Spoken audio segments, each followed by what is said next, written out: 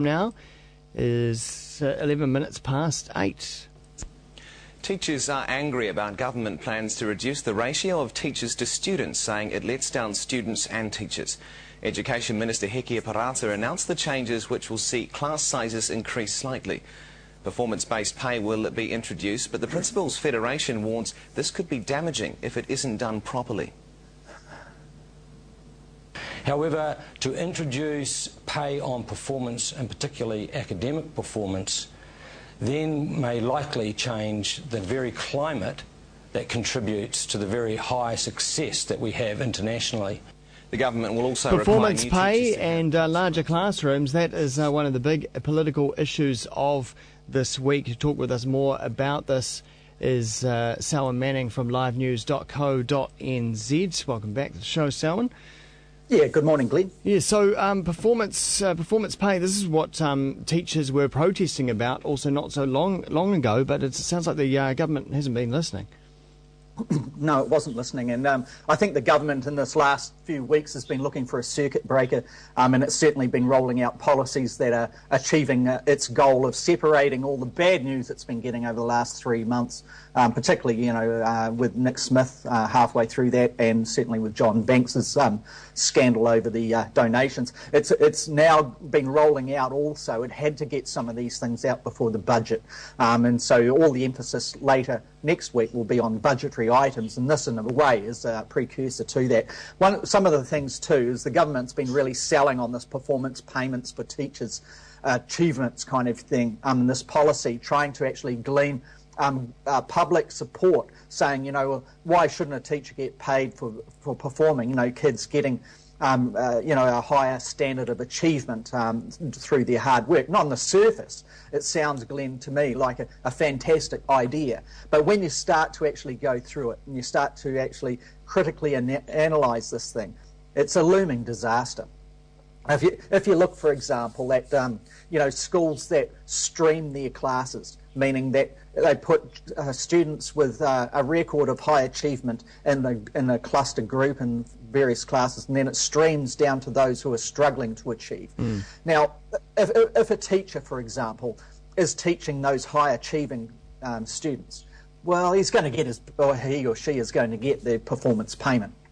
And those teachers that are down on the other end that arguably have to use extremely good teaching skills and really well thought out hard work to get achievement from students who have traditionally had a hard job at getting there. Yeah, they're not going to get it. They're not going to get their performance payment. So you get this elitism and also a divide and almost a segregation in a sense starting to develop not only across the country but certainly within the classes and the way that the classes are divvied out in the schools themselves. You can see from the Principals Association, it spoke exactly on this, that the performance policy is one where it erodes the team-built effort, where one single teacher is not responsible for the high achievement of students, even if it's at primary school level, where one teacher is looking after those students, those pupils, all the way through. He's saying they're saying, the Principals Association is saying, it's a team effort right across. There are many teachers that contribute to the success and achievement of things. And also, how do you measure that? A student, for example, that has come in at a particular level may have had a bereavement in the family or something like that. It may have been an illness, is behind the rest of the class. Now, how do you measure the success and achievement of that child? If that child, that pupil, actually makes a huge gain but is still behind those of the rest of the class, will then probably be marked down as a fail. Then what is the government's motivation behind these changes? What is the purpose of it? Well, I kind of looked, when you're looking at motivations and things, I think it's important to look at trends. So you back off and you look at the timeline, and you look at what is happening even outside these specific policies. And what you can see, and if you look at the education, they've been testing the water with the charter schools. And what that means is basically taking the public responsibility aspects out of it and placing in commercial incentives into the education system so that businesses can invest and run schools. That's what charter schools is all about. Now, some would say that's fantastic, that private schools have been doing that all the way along. But as we know, that when things go awry, when there's public accountability, then there's accountability that the actual public and the students' parents, etc., can follow a train to make sure that things actually get better here. If it's a business that is running the show, well, it's a different kind of environment. It's a commercial kind of relationship, and it's a philosophical, it's an ideological thing. A lot of the extras going into the budget for education that are announced in the pre-budget period here appear to be costing for a shift in ideology as opposed to the actual administration of running schools for the benefit of the children. It is an ideological shift here, I think, when you look back at it, Glenn. Okay, well, looking at now another political topic of the week.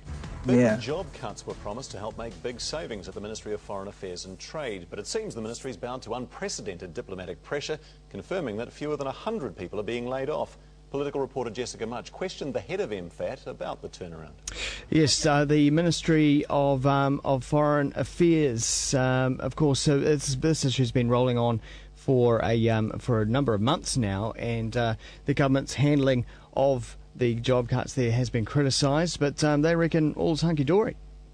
Yeah, they reckon all's hunky-dory, but clearly it's not. Yesterday, after the announcement, once again, there was a flurry on the Twitter channels from those that are hiding behind a handle, critiquing MFAT. And clearly people from inside and also those who have political interests around that.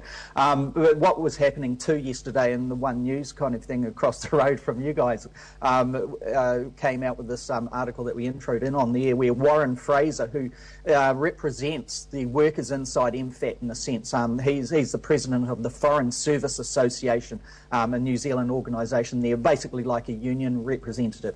Now, Warren Fraser is saying that morale is the worst that it's ever been. He is saying that the way that the government has actually rolled out these restructures in the Foreign Affairs wing has been shambolic at times. That's the words that he used, and he said he can't remember things being this bad. Now, the chief executive, John Allen, the boss of MFAT, he is coming out and saying, yeah, there are things to learn in the way that we've gone about this, but he is saying it's not a back down. Now, the fear on those comments is that while the government announced via John Allen, you won't see Murray McCulley around this issue too easily, the minister, he keeps a distance here, but what you see here is that they originally announced that there would be 304 cuts, and I think, Glenn, we spoke very, very in depth on these issues a few times on Bulletin.